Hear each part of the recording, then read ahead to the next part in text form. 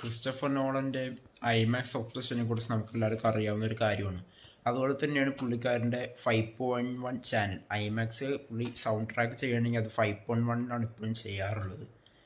ഈ ഒരു എക്സാമ്പിൾ പറയുകയാണെങ്കിൽ ഒരു മുട്ടു സൂചി കൊണ്ട് ഒരു കോട്ട് തയ്ച്ചാൽ എങ്ങനെ ഉണ്ടാവും, അതാണ് ക്രിസ്റ്റഫർ നോളൻ 5.1 ചാനലിൽ ഉണ്ടാക്കുന്ന ഒരു എഫക്റ്റ് ഉണ്ട്. അതായത് ഞാൻ കണ്ടത് ഒരു അറ്റ്മോസ് പ്രിൻ്റ് പോലും അല്ല, ഞാൻ കണ്ടത് PXL ആണ്. കുറച്ച് സാമ്പിൾസ് ഞാൻ ഇവിടെ കാണിക്കുന്നുണ്ട്, കണ്ടു നോക്കുക ചില ഫോട്ടോസ്. PXL ഈ സിനിമ ഒരു 70% അതിൻ്റെ ഫുള്ളസ്റ്റ് ഒരു ഇൻറ്റൻറ്റഡ് ഫോർമാറ്റ്, നോളൻ ഇൻറ്റൻറ്റ് ചെയ്യുന്ന ഫോർമാറ്റ് എന്ന് പറയുമ്പോൾ 1.43:1. അതായത് ഐമാക്സ് OG ഐമാക്സ് തന്നെ കാണുന്ന നോളൻ പറയുന്നത്. പക്ഷേ അൺഫോർച്ചുനേറ്റ്ലി നമ്മുടെ ലോകത്ത് 50 തിയേറ്ററിൽ മാത്രമേ ഈ സിനിമ ഫുൾ വെർഷനിൽ കാണാൻ പറ്റുള്ളൂ. ഇന്ത്യയിൽ ഒരു ഐമാക്സ് ഉണ്ട്, പക്ഷേ അവിടെയാണെങ്കിൽ സ്ക്രീനിങ് ഇല്ല, അവിടെ ഡോക്യുമെൻ്ററീസ് മാത്രമേ സ്ക്രീനിങ് ഉള്ളൂ. അപ്പോൾ അതാണ് വേറൊരു വിഷയം ആയിട്ടുള്ളൊരു കാര്യം എന്ന് പറയാതിരിക്കാൻ വയ്യ. പിന്നെ പറയുകയാണെങ്കിൽ ഐമാക്സിൽ തന്നെ ഈ സിനിമ കാണണം. പിന്നെ ഇവിടുത്തെ ഐമാക്സിൻ്റെ റേറ്റൊക്കെ അറിയാമല്ലോ, അപ്പോൾ ആ ഒരു വകുപ്പ് നിലവിലില്ലാത്തതുകൊണ്ടാണ് ഞാൻ ഈ സിനിമ PXL പോയി കണ്ടത്. ഇനി സിനിമയെക്കുറിച്ച് പറയാനാണെങ്കിൽ സിനിമ ഹോമറിൻ്റെ ഓഡിസി എന്ന് പറഞ്ഞ ബുക്കിനെ അല്ലെങ്കിൽ ആ ഒരു പോയത്തിൻ്റെ പ്രോമിനെ ബേസ് ചെയ്തിട്ട് എടുത്തിരിക്കുന്ന സിനിമയാണ്. ട്രോയ് എന്ന് പറഞ്ഞ സിനിമ എല്ലാവരും കണ്ടെന്ന് തോന്നുന്നു, ബ്രാഡ് പിറ്റിൻ്റെ 2004 റിലീസായ ട്രോയ് എന്ന് പറയുന്ന സിനിമ ട്രോജൻ വാർ നടക്കുമ്പോഴുള്ള കാര്യങ്ങളാണ് അതിൻ്റെ അകത്ത് കാണിക്കുന്നത്. എനിക്ക് അതിനെക്കുറിച്ചൊന്നും അധികം ഗ്രീക്ക് മിത്തോളജി അധികം അറിയാത്തതുകൊണ്ട് അതിനെക്കുറിച്ച് അധികം ഞാൻ പറയുന്നില്ല. പക്ഷേ അതൊരു യുദ്ധം നടക്കുമ്പോൾ ഉള്ള ഒരു സംഭവം, പിന്നെ അതിൻ്റെ ആഫ്റ്റർ മാത്രമാണ് കാണിക്കുന്നത്. ഇതിനകത്ത് ഓഡിസി എന്ന സിനിമയ്ക്ക് ഓഡിസിസ് എന്ന ക്യാരക്ടർ, അതായത് ഹോമറിൻ്റെ സ്റ്റോറി പറയുമ്പോൾ ക്യാരക്ടർ തിരിച്ച് റിട്ടേൺ ചെയ്യുന്നതിനെ കുറിച്ചാണ് പറഞ്ഞത്. ഇപ്പോൾ ഓൾറെഡി സോഷ്യൽ മീഡിയ ഒരുപാട് മീംസ് ഉണ്ട്, മറ്റേ നോളൻ്റെ മിക്ക സിനിമകളും കമ്മിങ് ബാക്ക് ഹോം എന്ന് പറയുന്ന ഒരു സാധനത്തിൽ സ്റ്റിക്ക് ഓൺ ചെയ്യുന്ന ഒരു സംഭവം. എനിവേസ് അതൊക്കെ നമുക്ക് മാറ്റി കൊടുത്താം. ഇറങ്ങുന്നതിന് ഇൻ്റർനെറ്റ് ഒരുപാട് ഔട്ട്റേജ് ഉണ്ടാകത്ത ഈ സിനിമയിലകത്തൊരു ട്രാൻസ്ജെൻഡർ ക്യാരക്ടർ വരുന്നത്, പിന്നെ ഹെലൻ ഓഫ് ട്രോയ് ക്യാരക്ടർ ഞാനങ്ങനെ പൊതുവെ അങ്ങനെ വലിയ ബ്യൂട്ടി സ്റ്റാൻഡേർഡ്സ് ഒന്നും വിശ്വസിക്കാത്ത ഒരാളാണ്. എനിക്ക് ആ ഒരു കാസ്റ്റിംഗ് പ്രത്യേകിച്ച് അവരുടെ ഒരു പെർഫോമൻസ് ഒക്കെ ഭയങ്കര ഗ്രേസ്ഫുൾ ആയിട്ടൊരു പെർഫോമൻസ് ആയിട്ട് തോന്നി. പിന്നെ ഒരു സിനിമക്ക് ഒരുപാട് സ്ഥലങ്ങളിൽ നോളൻ ഭയങ്കര ഗ്രൗണ്ടഡ്നെസ് കീപ്പ് ചെയ്തിട്ടുണ്ട്. അതായത് വളരെ റിയലിസ്റ്റിക് ആയിട്ട് സംഭവിക്കുന്ന ഒരു സാധനം പോലെ ഭയങ്കര ബിലീവബിളും ഭയങ്കര കൺവിൻസിങ് ആയിട്ടാണ് ചെയ്തിരിക്കുന്നത്. ഒരു 5.1 പ്രിൻ്റാണ് ഞാൻ കണ്ടതെന്ന് എനിക്ക് വിശ്വസിക്കാൻ പറ്റില്ല. അതായത് ഞാൻ പറഞ്ഞിട്ടുണ്ട്, മുട്ടുസൂചി കൊണ്ടൊരു കോട്ട് തയ്ച്ചെടുത്താൽ എങ്ങനെ ഉണ്ടാവും, അതൊരു നല്ല ഫിനിഷിംഗ് ഉള്ളൊരു കോട്ട്. അതാണ് നോളൻ്റെ ഒരു 5 ചാനലിലുള്ള ഒരു മിക്സിങ്, നോളൻ്റെ ഒരു മാജിക് എന്ന് പറയുന്ന ഒരു സാധനം. ശരിക്കും നമുക്ക് ഭയങ്കര ഏർത്ത് ഷാറ്ററിങ്. PXL കണ്ടിട്ട് കൂടി അത്രയും തോന്നും. അപ്പോൾ ഐമാക്സ് കണ്ടവരൊക്കെ എന്തായാലും ഭാഗ്യവാന്മാരാന്ന് പറയാം. കുറച്ചും കൂടി എക്സ്ട്രാ ഫുട്ടേജ് ഉണ്ടാവും. ഞാൻ കണ്ടത് 70% ഈ സിനിമയുടെ ഒരു ഫുട്ടേജ് ഞാൻ കണ്ടിരുന്നു എന്ന് പറയാം. PXL എന്നെപ്പോലെ ഐമാക്സ് കാണാൻ പറ്റാത്തവർക്ക് വേണ്ടി PXL കണ്ടു കഴിഞ്ഞാൽ അത്യാവശ്യം 70% സിനിമ നിങ്ങൾ കണ്ടു എന്ന് തന്നെ പറയാം. പിന്നെ സൗണ്ട് ഡിസൈൻ കാര്യങ്ങളൊക്കെ പറയാം. അയ്യോ, ആക്ടേഴ്സിനെ കൂടി പറയാൻ വേണ്ടി മാറ്റ് ഡേമൻ എന്ന് പറഞ്ഞാൽ അതായത് ഒരു ഗ്യാങ്ങിനെ അങ്ങ് പുൾ ഓഫ് ചെയ്യുന്ന, അല്ലെങ്കിൽ ഒരു ഗ്യാങ്ങിനെ ലീഡ് ചെയ്യുന്ന ഒരു കിങ് ആണ് പുള്ളിക്കാരൻ ഓഡിസിസ് എന്ന് പറയുന്നത്. അപ്പോൾ പുള്ളിക്കാരൻ്റെ ഒരു ഓറ എന്നൊക്കെ പറഞ്ഞ സാധനമുണ്ട്. പിന്നെ ടോം ഹോളണ്ട് പേരൊക്കെ പറഞ്ഞത് മാഷസ് അങ്ങനെയാണ് പേര്. എനിക്ക് കഥ അധികം അറിയാത്തതുകൊണ്ട് അധികം ഞാൻ പറയുന്നില്ല. ട്രോയ് എന്ന സിനിമ ഞാൻ കണ്ടിട്ടുണ്ട്, പക്ഷേ ഇനിയിപ്പോൾ അത് കുറേ വർഷം മുമ്പ് കണ്ടാണ് ട്രോയ്. പണ്ട് സ്റ്റാർ മൂവീസ് TV വന്നപ്പോൾ. പിന്നെ റോബർട്ട് പാറ്റിൻസൺ ഒരു വില്ലനായിട്ട് റോബർട്ട് പാറ്റിൻസൺ പൊളിച്ചിട്ടുണ്ട്. പിന്നെ സെൻഡായനെ കാണുന്നത് ശരിക്കും വേണ്ടി ഡ്യൂണിയിൽ നിന്ന് ഇറങ്ങി വന്ന പോലെ എനിക്ക് തോന്നി, എന്താണെന്നറിയില്ല. പിന്നെ ഹെലൻ ഓഫ് ട്രോയുടെ ഒരു ക്യാരക്ടർ ഞാൻ പറഞ്ഞല്ലോ, എനിക്ക് ഓക്കെ ആയിട്ട് തോന്നിയത് കണ്ടപ്പോൾ. പുള്ളിക്കാരുടെ പെർഫോമൻസ് കുറച്ച് സെക്കൻഡേ ഉള്ളൂ. പിന്നെ ട്രാവിസ് സ്കോട്ടിൻ്റെ ഒരു ക്യാമിയോ, ഒരു ഗസ്റ്റ് അപ്പിയറൻസ് ഉണ്ട്. അത് ചെറുത് ഭയങ്കര കുറച്ച് രണ്ട് ഷോട്ട് എന്താ പുള്ളിക്കാരനുള്ളൂ, 2-3 ഷോട്ട് എന്താ പുള്ളിക്കാരനുള്ളൂ. പുള്ളിക്കാരൻ്റെ ഒരു ക്യാരക്ടർ പുള്ളിക്കാരൻ അത് ചെയ്തിട്ടുണ്ട്. പിന്നെ ഇതിൻ്റെ അകത്ത് കുറേ ഒരു കടലിൻ്റെ ഒരുപാട് സീക്വൻസ് ഒക്കെ ഉണ്ട്. അതായത് ഇദ്ദേഹത്തിൻ്റെ ഒരു ഭ്രാന്ത് അറിയാമല്ലോ, അതായത് കറക്റ്റ് റിയൽ ലൊക്കേഷൻസ് കണ്ടുപിടിച്ച് അവിടെ ചെന്ന് ചെയ്യുക. പിന്നെ ഹാൻ ഹാത്വേ നല്ലതായിട്ട് ചെയ്തിട്ടുണ്ട്. പിന്നെ ആ ഒരു വർഷങ്ങൾ ഈ ഒരു കഥ എനിക്ക് കഥ ഒട്ടും അറിയാത്തില്ലെന്നല്ല, പക്ഷേ കുറച്ചൊക്കെ അറിയുന്ന വെച്ച് നോക്കുമ്പോൾ ഈ ഒരു ഭർത്താവിന് വേണ്ടി ഏറ്റിരിക്കുന്ന ഒരു ക്യാരക്ടർ, അതാണ് ഈ ആൻ ഹാത്വേ, ഒരു പ്രിൻസസ്, ഒരു ക്വീൻ എന്നൊക്കെ പറയാം.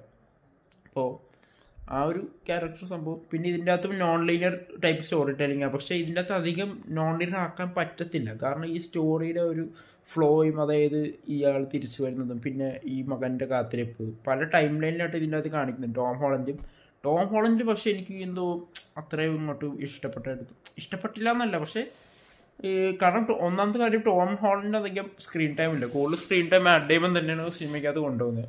മാറ്റ് ഡേമൻ്റെ ആ ഒരു ഗ്രീക്ക് മാൻ ലുക്ക്, പിന്നെ ഡാഡി എന്നുള്ള സ്ലാങ് ആക്സെൻ്റ് ഒക്കെ ഇത്തിരി കല്യാണമായിട്ട് തോന്നിയെങ്കിൽ പോലും സിനിമയിൽ അത് എനിക്ക് ഓവറോൾ രീതിയിലുള്ള ബാധിച്ചില്ല. കാരണം അതൊരു എല്ലാവർക്കും മനസ്സിലായി. ഇപ്പോൾ ഇത് പഴയ ഗ്രീക്ക് ലാംഗ്വേജ് ഇപ്പോൾ കുറേ പേര് വന്ന് പറയും, അതായത് ഇതെന്തോ പഴയ ലാംഗ്വേജ് ബേസില്ല, അത് ഡാഡി എന്നൊരു ടേംസൊക്കെ യൂസ് ചെയ്തു. പഴയ ഗ്രീക്കൊക്കെ യൂസ് ചെയ്ത് ചിലപ്പോൾ നമ്മൾക്ക് ഇങ്ങനെ ഓക്കെ കണക്ഷൻ കിട്ടാത്തൊരവസ്ഥയിൽ നമ്മൾ ഇരിക്കും. അപ്പോൾ ഡാഡി എന്ന് പറഞ്ഞാൽ അത്ര വലിയൊരു പ്രശ്നമായിട്ടെന്തെങ്കിലും പേഴ്സണലി എനിക്ക് തോന്നിയില്ല. പേഴ്സണൽ അഭിപ്രായം പറയുന്നത്, പണ്ടത്തെ കാലത്ത് അങ്ങനെ പറയത്തില്ല, നമുക്കറിയില്ലല്ലോ. പിന്നെ അല്ലെങ്കിൽ ഫാദർ എന്നുള്ള ടേമൊക്കെ വേണമെങ്കിൽ യൂസ് ചെയ്യാം. പിന്നെ ഇതിൻ്റെ സിനിമാറ്റോഗ്രാഫി ഹൊയ്ത്തെ വാൻ ഹൊയ്ത്തേമ ചില ഫ്രെയിമൊക്കെ ഉണ്ട്. ട്രോജൻ ഹോസിനെ കാണിക്കുമ്പോൾ അത് മറ്റേ ട്രോയിൽ കാണിച്ച പോലെ, പിന്നെ ആ ബുക്കിലുള്ള പോലെ തന്നെ ട്രോജൻ ഹോസിൻ്റെ ഒരു ലിഫ്റ്റിംഗ് വന്ന സീൻസ് ആയാലും അതൊക്കെ നോളം കുറേയും കൂടി ഒരു ഗ്രൗണ്ടഡ്നെസ് ആണ് കീപ്പ് ചെയ്തിരിക്കുന്നത്. പിന്നെ പലരും ഈ സിനിമ കണ്ടിട്ട് കൊണ്ടിരുന്നത് സാക്ക് സ്നൈഡർ എടുത്താൽ മതി. സാക്ക് സ്നൈഡർ എടുക്കുമ്പോൾ സാക്ക് സ്നൈഡറിൻ്റെ രീതി വരും, ഇത് നോളൻ്റെ രീതി. നോളൻ ഇപ്പോഴും ഒരു പുള്ളിയുടെ ആയിട്ടുള്ള കോംപ്ലക്സ് ആയിട്ടുള്ള സ്റ്റോറി ടെല്ലിങ്ങും പുള്ളിയുടെ നോൺ ലീനിയർ സ്റ്റൈൽ ഒരു മേക്കിംഗ് പറയാൻ പറ്റില്ല, ഒരു പ്രസൻറ്റേഷനൊക്കെയാണ് നോളൻ എപ്പോഴും ചെയ്യാറുള്ളത്. അപ്പോൾ നോളൻ്റെ ഫിലിംസിൽ ഞാൻ മനസ്സിലാക്കുന്ന പുള്ളി ഗ്രൗണ്ടഡ്നെസ്സിൻ്റെ ഒരു കളി എപ്പോഴും പിടിക്കാറുണ്ട്. ഇപ്പോൾ ഏത് സിനിമയായാലും ഭയങ്കര ഒരു ഒത്തൻറ്റിക് എന്നൊക്കെ നമ്മൾ പറയില്ലേ, അതായത് ഒരു ഇപ്പോൾ നമ്മുടെ മുമ്പിൽ ഒരു സാധനം നടക്കുന്ന ഒരു ഫീൽ നമുക്ക് തോന്നും. ഭയങ്കര ഇമേഴ്സീവായിട്ട് എക്സ്പീരിയൻസ് ആയിരുന്നു പടം. പിക്സലിലാണെങ്കിൽ പോലും എനിക്ക് അത്യാവശ്യം നല്ല സൗണ്ട് ഉണ്ടായിരുന്നു സിനിമയ്ക്ക്. നല്ലൊരു പ്രിൻ്റാണ് വന്നതെന്ന് തോന്നുന്നു. പിന്നെ ഐമാക്സ് കാണാൻ പറ്റുന്ന നല്ല വിഷമമുണ്ട്. പിന്നെ ലുഡ്വിഗ് ഗൊറാൻസൻ്റെ മ്യൂസിക് എന്ന് പറയുമ്പോൾ പ്രത്യേകിച്ച് ക്ലൈമാക്സ് അവസാനത്തെ ഒരു 40-20 എന്തോ മിനിറ്റ് ഉണ്ട്, ഒരു സീക്വൻസ് ഉണ്ട്.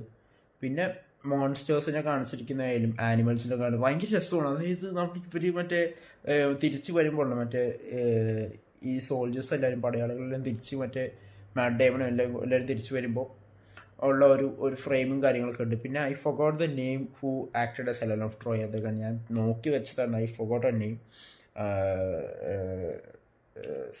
ലൈക്ക് ഒരു ഭയങ്കര പറയാൻ പറ്റാത്തൊരു വേർഡ് ഞാനിവിടെ ഇട്ടേക്ക് ടെക്സ്റ്റ് പുള്ളിക്കാരൻ നന്നായിട്ട് ചെയ്തിട്ടുണ്ട്. എനിക്കങ്ങനെ ഞാൻ നോക്കാറില്ല. പിന്നെ എലിയറ്റ് പേജ്, അതാണ് മറ്റേ ട്രാൻസ്ജെൻഡർ വിഭാഗം.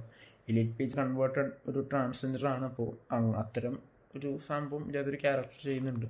പിന്നെ ഞാൻ മറ്റേ നല്ല പേര് പറഞ്ഞു, മറ്റേ എന്താ പേര് ഞാൻ മറന്നുപോയില്ല. ബെന്നി സാഫ്റ്റീൻ്റെ അകത്ത് മറ്റൊരു ഭയങ്കര ഹൈറ്റും നല്ല ഒരു പുള്ളിക്കാരൻ പറഞ്ഞ സീൻസൊക്കെ അടിപൊളിയായിരുന്നു ബെന്നി സാഫ്റ്റി. പിന്നെ സൗണ്ടും ആ ഒരു കാര്യങ്ങളൊക്കെ അടിപൊളിയായിരുന്നു ബെന്നി സാഫ്റ്റി. പിന്നെ അങ്ങനെയായിരുന്നു. പിന്നെ ബെൻ ബ്രന്തൽ, ഞാൻ ആക്ടറിൻ്റെ പേര് വായിക്കുന്നു, ബെൻ ബ്രന്തൽ, നമ്മുടെ പണിഷർ പുള്ളിക്കാരൻ ഇതിനകത്തൊരു ക്യാരക്ടർ ചെയ്തിട്ടുണ്ട്. പിന്നെ ഒരു ഇന്ത്യക്കാരനായിട്ട് തോന്നുന്ന ഒരാൾ ഹിമേഷ് പട്ടേൽ പക്ഷേ ഭയങ്കര ഇൻ്റർനാഷണൽ അപ്പീലിംഗ് ഒരു ലുക്കുള്ളൊരു ആർട്ടിസ്റ്റ്. പിന്നെ ജെനിഫർ ലാമയാണ്, അതായത് ഓപ്പൺ ഹീമർ. ഞാൻ നോക്കിയിട്ടാണ് സോഴ്സ് നോക്കിയിട്ടാണ് പറഞ്ഞത്. ജെനിഫർ ലാമയാണ് ഇതിൻ്റെ മേടിച്ച് ചെയ്തിരിക്കുന്നത്. സെയിം ഓപ്പൺ ഹീമർ അതിൻ്റെയൊക്കെ എഡിറ്ററാണ് ജെനിഫർ ലാമ. നല്ല എക്സ്പീരിയൻസ് ആയിരുന്നു. ഞാൻ അവസാനം 40 മിനിറ്റ്, അതായത് ഇദ്ദേഹത്തിൻ്റെ ഒരു സംഭവം അറിയാലോ, ഇദ്ദേഹം ഓരോ സിനിമകളുടെ ഒരു ക്യാരക്ടറിൻ്റെ ഇമോഷൻസിലൂടെ നമ്മളെ കൊണ്ടുപോയി ശരിക്കും ഒരു മാസം പടം കണ്ടു തീർത്തൊരു ഫിക്സ് അവസാനം 40 മിനിറ്റ്. പക്ഷേ ഐ എൻജോയ്ഡ് ഇറ്റ്. എനിക്കങ്ങനെ ബോറടിയൊന്നും ഉണ്ടായില്ല. പക്ഷെ ടുവേർഡ്സ് ചില ഭാഗങ്ങളിൽ കുറച്ച് ഈവൻ ഒരു സെക്കൻഡ് ആക്ടിൻ്റെ ഒരു കുറച്ച് അവസാനിക്കുന്നില്ല. കാരണം നമുക്ക് ഓൾറെഡി സെക്കൻഡ് ആക്ട് കഴിയാതെ നമുക്ക് കാര്യങ്ങളൊക്കെ മനസ്സിലായി തുടങ്ങുന്ന ഒരു അവസ്ഥ വരുന്നുണ്ട്. അപ്പോൾ ആ സമയം പോയപ്പോഴും നമ്മളിങ്ങനെ ഇവരിപ്പോൾ സഞ്ചരിച്ചുകൊണ്ടിങ്ങനെ ഇരിക്കുകയാണ് ആ ഒരു ക്യാരക്ടർ. പിന്നെ ഒരു ഡൈനാമിക്സ് ഉണ്ടല്ലോ, ഒരു വൈഫ് ഹസ്ബൻഡ് കപ്പിൾ, ആ ഡൈനാമിക്സ് കാര്യങ്ങളൊക്കെ നന്നായിരുന്നു, അടിപൊളിയായിരുന്നു. നല്ലൊരു എക്സ്പീരിയൻസ് ആയിരുന്നു. കഴിവതും ഐമാക്സിൽ തന്നെ എക്സ്പീരിയൻസ് ചെയ്യാം. ഈ പിയക്കിൽ കണ്ടാലും എനിക്ക് ഐമാക്സിൻ്റെ കാര്യം പറയാൻ പറ്റില്ല, ഞാൻ ഇതുവരെ ലൈഫിൽ ഐമാക്സിൽ പോയിട്ടില്ല. സോ അതിൻ്റെ അഭിപ്രായം ഞാനിവിടെ പറയുന്നില്ല. പക്ഷേ നിങ്ങൾക്ക് അവസരം കിട്ടുകയാണെങ്കിൽ നിങ്ങളൊരു 70mm ഐമാക്സ് അവസരം കിട്ടുകയാണെങ്കിൽ പോയി കാണും. അത് അവിടെ പോയി എക്സ്പീരിയൻസ് ചെയ്യേണ്ട ഒരു പടം തന്നെയാണ്. എന്നാൽ ഇതിൻ്റെ ഒരു ഫുള്ളസ്റ്റ് സാധനം നിങ്ങൾക്ക് കിട്ടത്തുള്ളൂ. അതിൽ നിങ്ങൾക്ക് അഫോർഡ് ചെയ്യാൻ പറ്റുന്ന ഒരു സ്ഥലമാണെങ്കിൽ PXL, അതുപോലെ നമ്മുടെ എപ്പിക് പലാക്സി സിനിമാസ് കേരളത്തിലാണെങ്കിലുള്ള കാര്യമാണ് ഞാൻ പറയുന്നത്. പിന്നെ കർണാടക ഐവാക്സ് അവിടെ എവിടെയൊക്കെ ഉണ്ട്, നിങ്ങൾ പോയി കണ്ടോളൂ. നിങ്ങളുടെ ഇഷ്ടം, നിങ്ങളുടെ പൈസ, നിങ്ങളുടെ സമയം, നിങ്ങളുടെ സാവകാശം എന്ന് പറഞ്ഞുകൊണ്ട് ഞാൻ ഈ വീഡിയോ അവസാനിപ്പിക്കുകയാണ്. ഓഡിഷൻ എന്ന സിനിമയെക്കുറിച്ച് നിങ്ങൾക്ക് എന്താ തോന്നിയത്? നിങ്ങൾ ഏത് വെന്യൂവിലാണ് കണ്ടത്? നിങ്ങൾ എവിടെയാണ് സിനിമ കണ്ടത് എന്നുള്ള താഴെ കമൻറ്റ് ചെയ്യാം. ഞാൻ ഈ ബുക്ക് അധികം വായിക്കാത്തതുകൊണ്ട്, ഈ ബുക്ക് എൻ്റെ വീട്ടിൽ ഇരിപ്പുണ്ട്, പക്ഷേ ഞാൻ വായിക്കാത്തതുകൊണ്ട് എനിക്കതിനെക്കുറിച്ച് ഇതിൻ്റെ സ്റ്റോറി ഭാഗങ്ങളിലേക്ക് സിനിമ കണ്ട് മനസ്സിലായി. ഞാൻ ട്രോയ് കണ്ടിട്ടുള്ളതാണ്, അപ്പോൾ അതുകൊണ്ട് എനിക്ക് കാര്യങ്ങളൊക്കെ അറിയാം. പക്ഷേ അതിനെക്കുറിച്ച് ഇപ്പോൾ പെട്ടെന്ന് ഇപ്പോൾ ഞാൻ കണ്ടിട്ട് ഏതാനും മണിക്കൂറുകളായി. ഞാനിപ്പോൾ സ്ട്രെയിറ്റ് ഓൺ ഫേസ് വന്ന് റിവ്യൂ അല്ലെ വീഡിയോ ഒപ്പീനിയൻ പറയുകയാണ്. അപ്പോൾ നിങ്ങൾക്ക് എന്താണ് ഈ സിനിമ കണ്ടിട്ട് തോന്നി? നിങ്ങളുടെ അഭിപ്രായം എന്തായാലും താഴെ കമൻറ്റ് ചെയ്യാം. Okay bye.